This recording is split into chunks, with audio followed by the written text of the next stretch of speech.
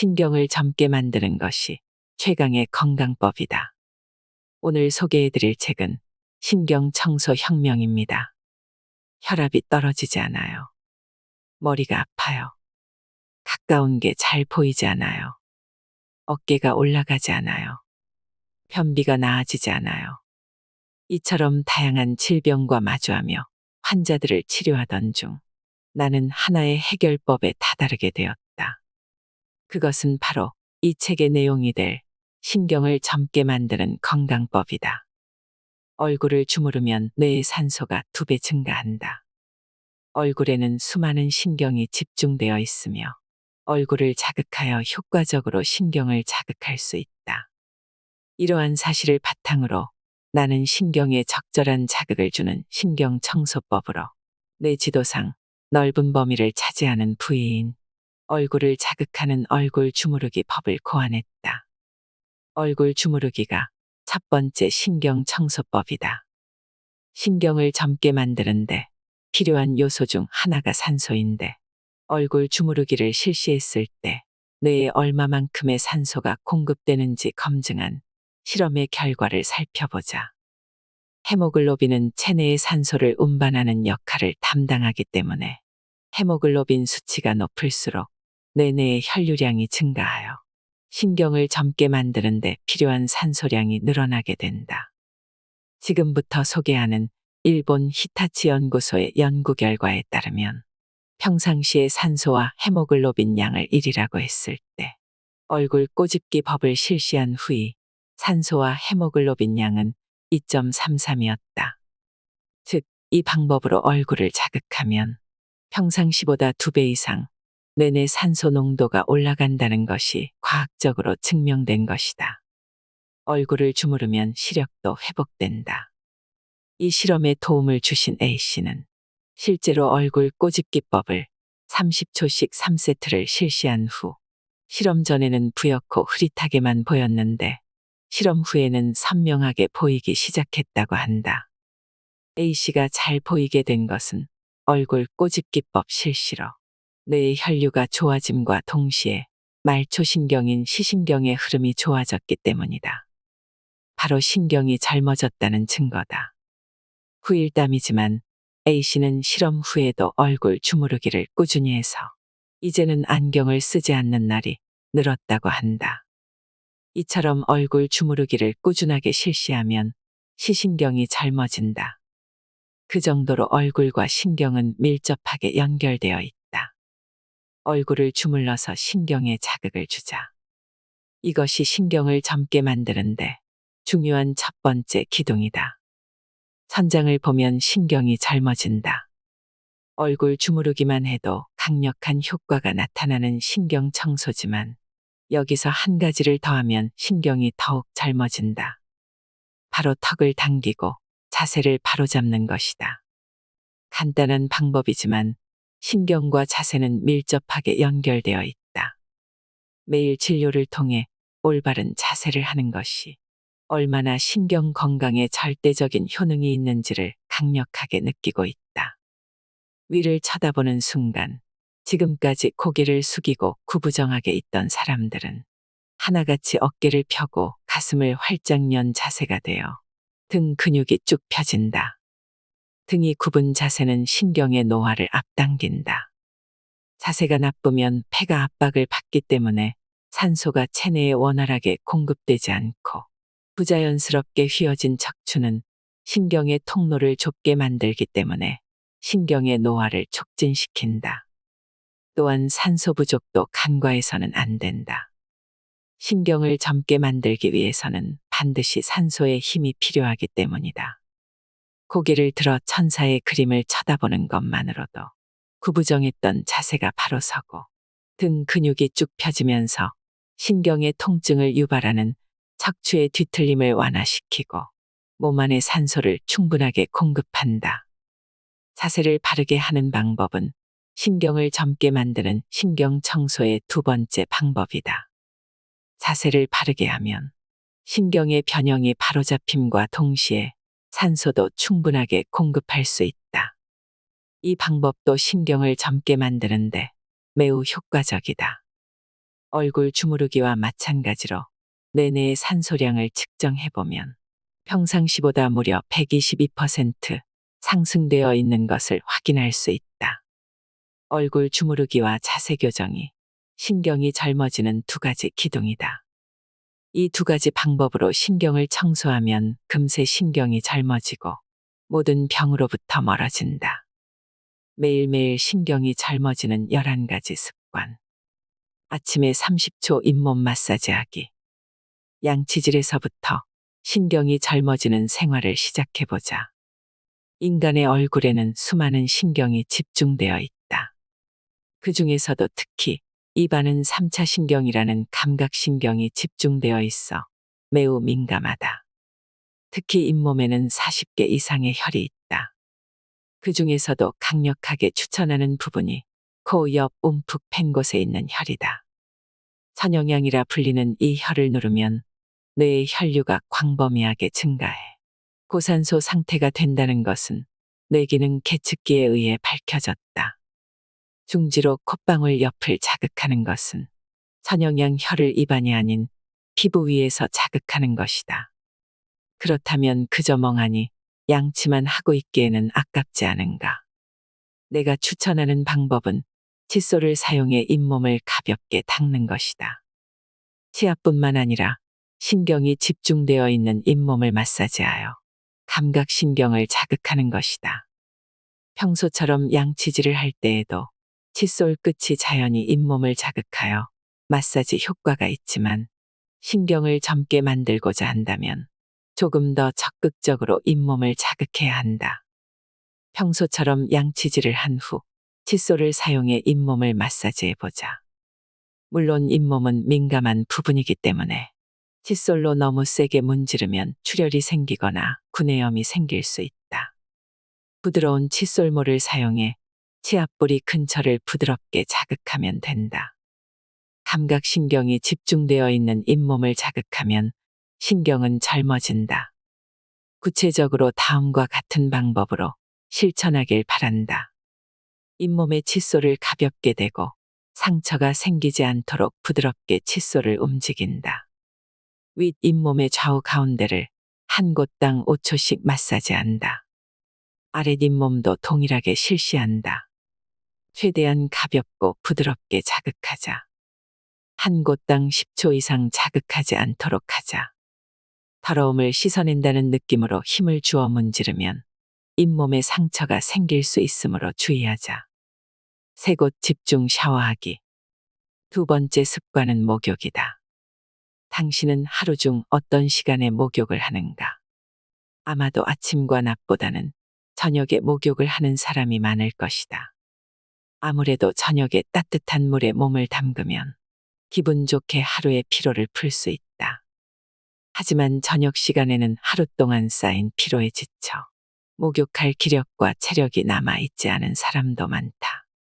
그런 사람들에게는 아침 샤워를 추천한다. 신경을 젊게 하는 포인트는 강한 수압으로 신경이 집중된 부위 세 곳을 집중적으로 자극하는 것이다.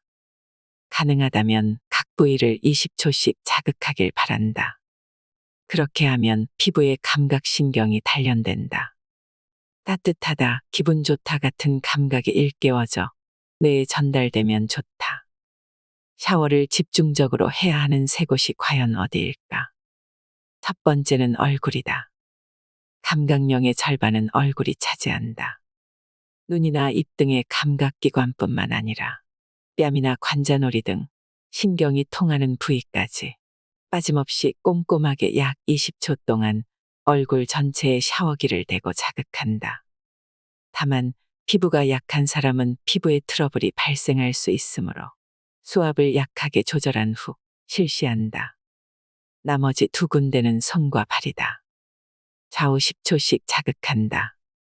손과 발은 얼굴과 비교했을 때 피부가 비교적 두꺼워 자극에 대한 내성을 갖고 있기 때문에 피부가 약한 사람도 안심하고 실시할 수 있다.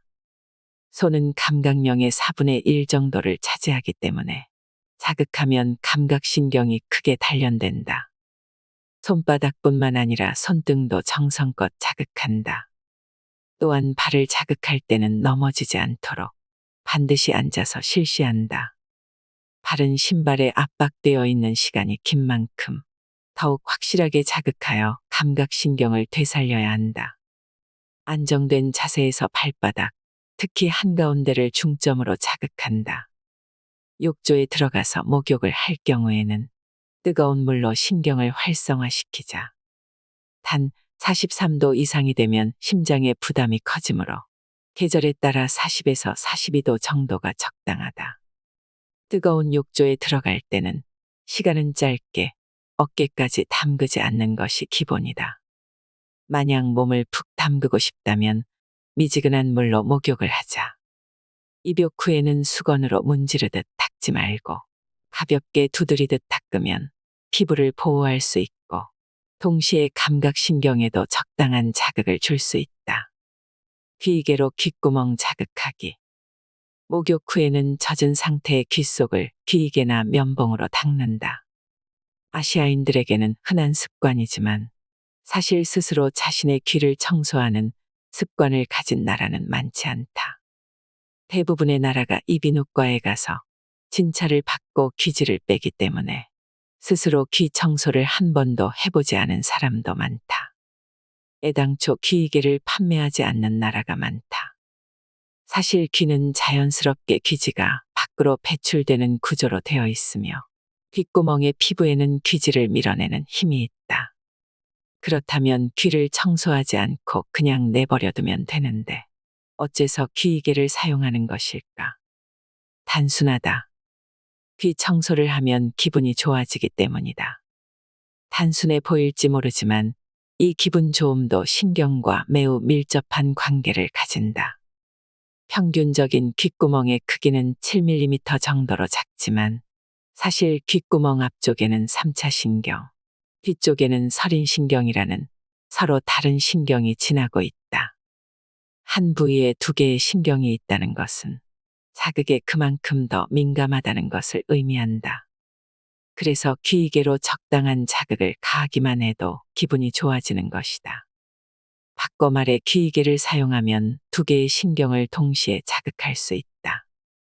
면봉으로 아무렇게나 닦는 것이 아니라 각각의 신경을 의식해서 귀를 청소하면 신경을 단련시키는 것과 동일한 효과를 얻을 수 있다.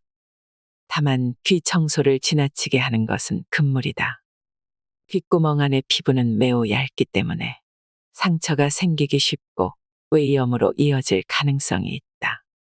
매일 귀이개를 사용하고 싶다면 양쪽 귀 각각 10초 정도면 충분하다. 앞쪽을 5초, 뒤쪽을 5초씩 자극한다. 이때 귀이개를 귓구멍 입구에서 약 1cm 정도만 넣어야 한다. 너무 깊게 넣으면 오히려 귀지를 안쪽으로 밀어 넣을 수 있기 때문이다. 화장실 안에서 생각하는 사람 되기. 신경을 젊게 만든다는 측면에서 보면 쭈그리고 앉아서 균형을 잡아야 하는 재래식 화장실이 조금 더 낫다. 또한 재래식 화장실은 자연스럽게 몸이 앞으로 기울어진 자세가 되기 때문에 배변하기 쉽다는 이점도 있다. 하지만 편안한 서양식 화장실에 익숙해진 이상 다시 재래식 화장실로 리모델링할 수는 없다. 그래서 서양식 화장실에서 재래식 화장실처럼 상쾌하게 배변할 수 있는 동시에 신경도 젊게 만드는 방법을 소개하겠다. 바로 배변할 때 생각하는 사람 포즈를 취하는 방법이다.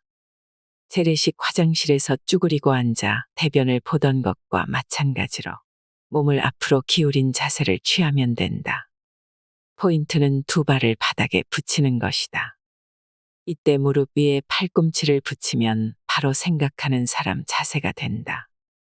이 포즈를 취하면 장의 압력이 가해져 대변이 자연스럽게 나온다.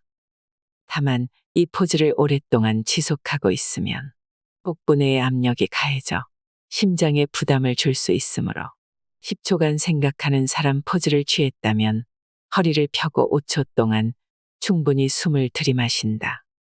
그리고 다시 10초 동안 생각하는 사람 포즈를 취한다. 이것을 여러 번 반복한다. 허리를 펴면 장관막이 넓어져 이곳을 지나는 신경의 흐름이 좋아진다. 그 결과 대장의 움직임이 활발해져 시원하게 배설할 수 있다. 이때 주의해야 할 점은 배에 힘을 줄 때는 절대로 숨을 참으면 안 된다는 것이다.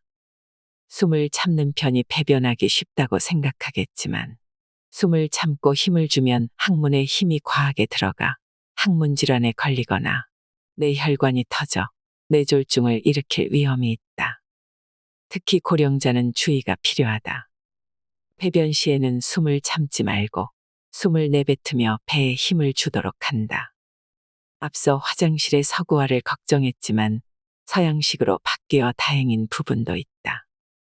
그중 하나가 비데의 등장이다. 휴지로 닦는 것보다 위생적이며 항문 질환 예방에도 효과적이다. 수압으로 항문을 자극하면 변이가 재촉되므로 변비인 사람들에게 특히 추천한다. 또한 신경을 자극한다는 의미에서도 반드시 사용하길 바란다. 다만 지나치게 강한 수압은 점막에 상처를 줄 수 있으므로 과하게 사용하지 말자. 변비에 걸리면 장의 움직임이 느려지고 영양을 흡수하기 어려워지며 복부의 압력이 상승하기 때문에 심장에도 부담을 준다. 그래서 변비인 사람은 혈압이 높아지기 쉬우며 뇌졸중에 걸리기도 쉽다. 물론 혈류도 나빠지기 때문에 신경에도 좋지 않다. 상쾌한 배변을 위해서 그리고 신경을 젊게 만들기 위해서라도 10초간 생각하는 사람 포즈를 취해보길 바란다.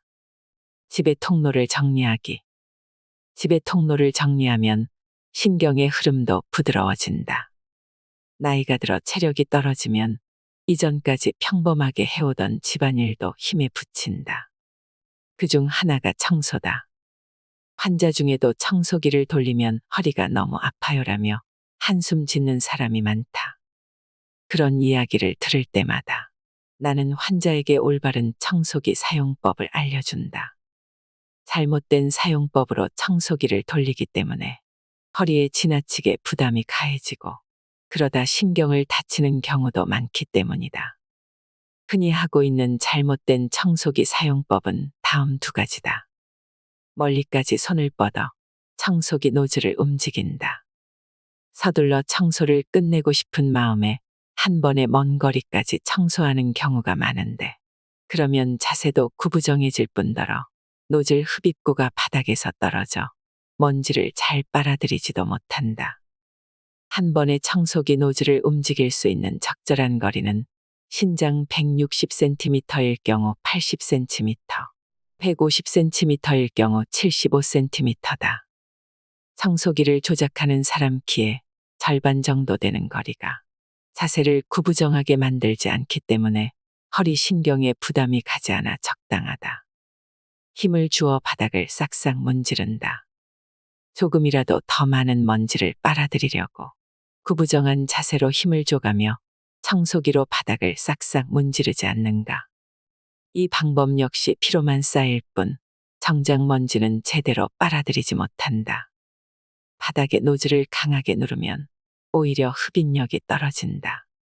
청소기 노즐은 바닥에 가볍게 두고 천천히 움직여야 훨씬 더 먼지를 잘 빨아들인다. 위에 잘못된 두 가지 청소법에서 공통적으로 나타나는 것은 구부정한 자세로 청소기를 사용한다는 점이다. 이 자세는 허리에 큰 부담을 줄 뿐만 아니라 폐가 수축되기 때문에 몸 안의 산소를 부족하게 만든다. 산소 부족은 신경을 막히게 하는 커다란 원인이다. 신경을 위해서라도 절대로 해서는 안 되는 자세다. 최근 뉴스에서 쓰레기집 문제가 거론되고 있다. 혼자 사는 고령자가 체력적으로 힘에 부치거나 의욕 저하 등의 이유로 쓰레기 배출과 청소를 하지 못해 쓰레기 집이 된 경우가 대다수다. 의욕 저하와 신경의 노화는 밀접하게 연관되어 있으므로 신경의 노화가 쓰레기집을 낳는다고 해도 과언이 아니다. 이러한 집에서 생활하는 것은 위생상으로도 문제가 있으며 부상의 위험도 높아진다. 물론 신경이 더욱 빨리 노화된다는 의미에서도 좋지 않다. 왜냐하면 쌓여있는 쓰레기 때문에 집안에서 이동할 수 있는 범위가 좁아져 신경을 자극할 기회가 줄어들기 때문이다. 나이가 들면 정리정돈하는 것이 힘에 부치기도 하고 집안의 공기를 환기시키는 것조차 귀찮아져 잘하지 않게 된다. 그렇지만 집의 통기성이 나빠진다는 것은 신경의 통로를 악화시키는 것과 같으니 주의해야 한다. 직접 청소하기 어렵다면 다른 사람의 손을 빌리거나 청소업체를 이용하는 방법도 있다. 집안의 통풍을 좋게 하면 이동할 수 있는 면적이 늘어나는 만큼 신경의 흐름도 반드시 좋아진다. 세탁과 요리를 발 뒤꿈치로 서서 하기. 부엌에 서서 설거지나 요리를 할 때는 아무래도 자세가 비뚤어지게 되는 경향이 있다. 특히 싱크대가 낮으면 허리를 구부린 상태에서 일을 하게 되기 때문에 허리에 큰 부담을 준다. 또한 칼을 사용할 때도 무의식 중에 어깨가 굽어 새우등이 되는 경우가 많은데 이런 자세로 많은 양의 양배추를 채 썰기라도 한다면 쉽게 피로해지거나 통증을 느끼는 것이 당연하다. 부엌 일은 허리가 아프기 마련이라며 많은 이들이 포기하고 있던 부분일지도 모르지만 가능한 한 일상생활 속에서 자세가 나빠지는 습관을 고치려고 노력해야 한다. 여기서 내가 추천하는 방법을 집안일 할 때 적용하면 나쁜 자세를 해결할 수 있을 뿐만 아니라 신경도 젊어진다. 그 방법은 바로 발 뒤꿈치로 서기다. 부엌에서 일을 할 때 그냥 서 있지 말고 발가락이 있는 발끝을 올리고 발 뒤꿈치로 서보자. 발 뒤꿈치로 서면 몸이 균형을 잡기 위해 자연스럽게 배에 힘이 들어가고 척추가 곧게 펴진다. 이때 몸을 굽히더라도 허리를 굽히는 것이 아니라 고관절로 몸을 굽히는 것이기 때문에 허리에 부담이 적게 가는 좋은 자세가 된다. 까치발로 서면 정강이 근육을 늘릴 수는 있지만 종아리 근육은 수축된 채로 있다. 종아리는 하반신에 쌓인 혈액을 심장으로 돌려보내는 중요한 역할을 담당하여 제2의 심장이라 불린다. 그래서 종아리 근육이 수축되면 건강에 좋지 않음은 물론이고 이곳을 지나는 중요한 신경이 녹슬게 된다. 발 뒤꿈치로 서면 자세를 바로잡을 수 있고 평소에 잘 느리지 못했던 종아리 근육을 스트레칭할 수 있으며 동시에 심장으로 이어지는 중요한 신경도 자극할 수 있다. 발 뒤꿈치로 서기는 빨래를 할 때도 시도할 수 있다. 빨래를 넣을 때 발끝을 위로 올린 채 발 뒤꿈치로 걷는 것도 좋으며 벽돌 등을 발끝으로만 밟은 채 빨래를 널어도 좋다. 다만 몸의 균형이 무너지지 않도록 조심해야 한다. 쇼핑하며 오감 일깨우기. 마트에 장을 보러 가는 길에 쇼핑할 돈을 은행에서 찾을 때, 매장을 돌아볼 때, 구입한 물품을 계산할 때 모두 신경이 젊어질 수 있다. 우선 마트에 장을 보러 갈 때 혹시 자전거를 이용한다면 이때 신경 써야 할 부분이 바로 자세다. 새우등이 되어 얼굴을 내미는 듯한 자세로 자전거를 타는 사람을 흔히 볼 수 있는데 신경 건강이나 안전성 면에 있어서 매우 위험하다. 자전거를 운전하는 사람은 한 곳만 응시하기 때문에 바로 눈앞의 좁은 공간밖에 보지 못한다. 한 곳만 응시하며 돌진하는 운전은 오감 중에서 시각만 사용한다. 게다가 극단적으로 시야가 좁아지기 때문에 좌우를 제대로 살피지 못한다. 이왕 자전거를 탄다면 피부로 바람을 느끼고 새의 울음소리와 아이들의 웃음소리에 귀를 기울이고 주변의 나무와 꽃을 바라보며 달리는 마음의 여유가 필요하다. 자전거에 탈 때는 허리를 반드시 펴고 주변의 다양한 환경에 안테나를 세워보자. 그렇게 감각신경을 풀가동시켜야 갑작스럽게 튀어나오는 아이들도 대응할 수 있고 충돌 사고도 예방할 수 있다. 동시에 수많은 자극을 느끼면 감각신경도 활발해진다. 쇼핑을 하려면 돈이 필요하다. 은행에서 돈을 찾을 때는 가능하다면 창구가 아닌 ATM 기계를 사용하길 바란다. 기계 조작은 뇌와 신경을 활성화시키는 데 도움을 주므로 ATM 기계가 아닌 창구를 이용하면 신경이 좋아질 기회를 놓치는 것이나 다름없다. 마트에 도착했다면 자극하면서 매장을 돌아보아라. 과일 코너에는 선명한 색감의 과일과 채소들이 진열되어 있다. 여기서 5개의 색을 찾아보자. 시식 코너가 있다면 부담 없이 먹어보자. 먹는 것은 오감을 최대한 사용하는 행위다. 우선 시식 음식을 눈으로 보고 향을 즐기고 입에 넣어 씹으며 혀로 느끼고 씹었을 때의 소리를 귀로 즐긴다. 그리고 천천히 맛을 본다. 이것만으로도 오감을 확실히 자극할 수 있다. 울퉁불퉁한 곳에서 산책하기. 운동으로 온몸의 근육을 자극하고 신경을 단련하는 것이 좋다는 것은 알지만 시간이 갈수록 점점 다양한 스포츠에 도전하기 어려워진다. 무리해서 운동을 하다가 다치기라도 하면 모든 것을 잃을 수 있기 때문에 신중해지는 마음도 충분히 이해한다. 그러한 점을 고려했을 때 산책이나 걷기 운동은 남녀노소 누구나 쉽게 할 수 있으며 다칠 위험도 적다. 복잡한 장비 없이도 마음만 먹으면 언제든지 시작할 수 있다. 또 걸어 다니는 것은 자전거를 이용하는 것보다 오감을 자극하며 주변 풍경을 천천히 즐길 수 있다는 장점도 있다. 바른 자세로 공기를 충분히 들이마시면서 걸으면 신경은 반드시 좋아진다. 특히 신경을 단련하려 한다면 해안의 모래사장이나 강변의 비포장 도로는 매우 이상적인 산책 코스다. 발바닥 전체로 울퉁불퉁한 자갈이나 푹푹 빠지는 모래사장의 촉감을 느끼면서 걸으면 신경을 효과적으로 단련할 수 있다. 발바닥에 자극을 줄 수 있도록 지면이 불안정한 곳을 코스로 넣어 산책을 해보자. 다만 지나치게 지면이 불안정하면 넘어질 위험이 있기 때문에 다리와 허리가 약한 사람은 아스팔트길 같은 걷기 쉬운 평평한 코스를 걷도록 한다. 고령자의 경우 걸을 때 발바닥 전체로 바닥을 스치듯이 걷는 경향이 있어 보폭을 넓히기 어려울지도 모른다. 보폭을 넓히기 어렵다면 리듬에 맞춰서 걷는 것만 해도 좋다. 부담 없이 산책을 즐기는 습관을 몸에 익혀보자. 적당히 독서하기.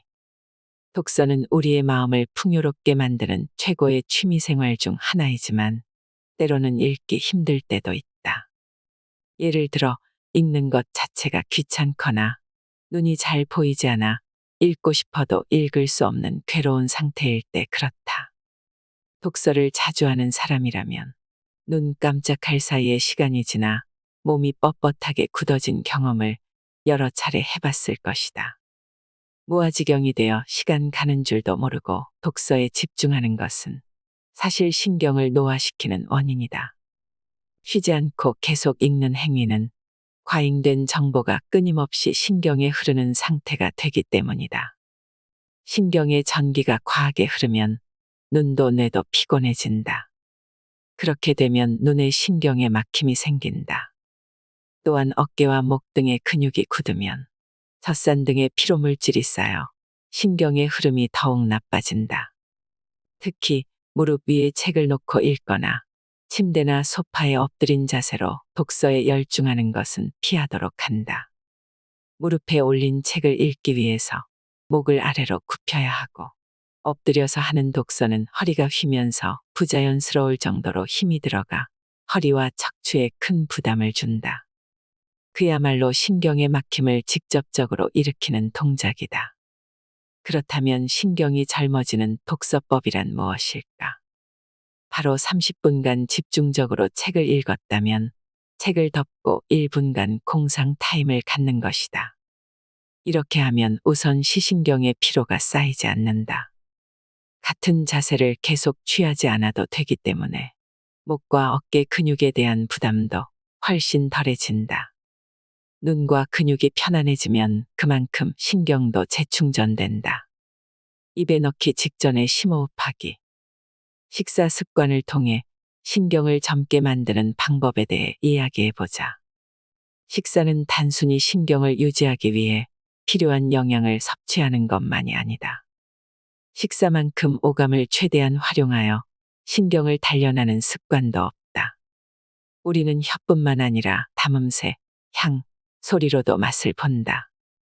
예를 들어 매실장아찌를 보면 침샘이 고이는 것도, 먹음직스럽게 구워지는 고기 소리에 식욕이 당기는 것도, 케이크의 달콤한 향에 나도 모르게 웃음이 번지는 것도 먹는 행위가 시각과 청각, 후각을 자극하기 때문이다.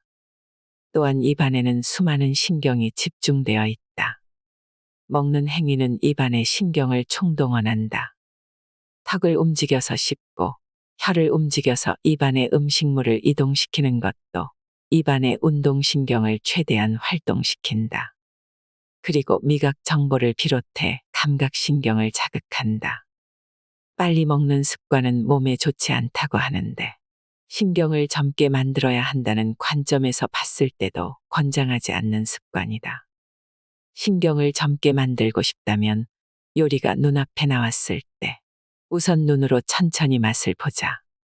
어떻게 담겨 있는가, 어떤 식재료를 사용했는가, 이러한 정보들을 확실하게 눈으로 담아 신경으로 전송한다.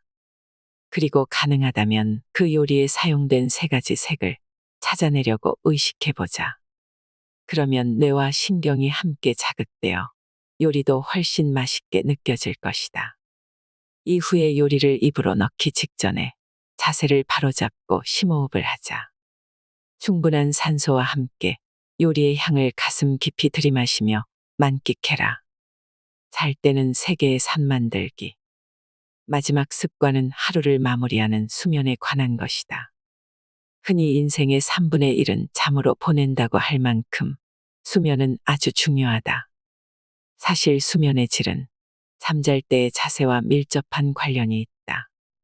특히 질 좋은 수면을 취하기 위해 의식해야 할 것은 3개의 산을 만들어서 자는 것이다. 3개의 산이 무엇일까? 누웠을 때 무릎, 허리, 목 부분에 산 모양으로 빈 공간이 생기는 것이다. 아침에 일어났을 때 허리나 등 그리고 어깨 통증이 있다면 좋지 않은 자세로 잠을 잔 경우가 많다. 특히 나이가 들면 허벅지 뒤쪽 근육이 굳기 때문에 다리를 쭉 펴고 자기 힘들다. 그럴 때는 방석을 접어 무릎 아래에 넣으면 신경의 통로가 좋아져 편하게 잠들 수 있다. 마찬가지로 허리가 아픈 사람은 허리 밑에 목욕 타월을 동그랗게 말아서 넣으면 좋다. 또 너무 높은 베개는 신경 노화의 원인이 되므로 절대 사용하지 않도록 한다. 높은 베개를 베고 자면 턱을 당긴 상태로 자게 되고, 그렇게 되면 뒷목에 신경이 당겨져 막히게 된다. 낮은 베개를 베고 목이 곧게 펴진 상태로 자면 신경에도 좋고 깊게 잘 수 있다. 이상의 방법들을 실행해보면 정확히 무릎과 허리 그리고 목 부분에 3개의 산이 만들어진다. 자연스러운 자세로 잠들 수 있도록 몸을 지탱해주는 이 3개의 산이야말로 신경의 통로를 좋게 하여 숙면을 취하는 요령이다.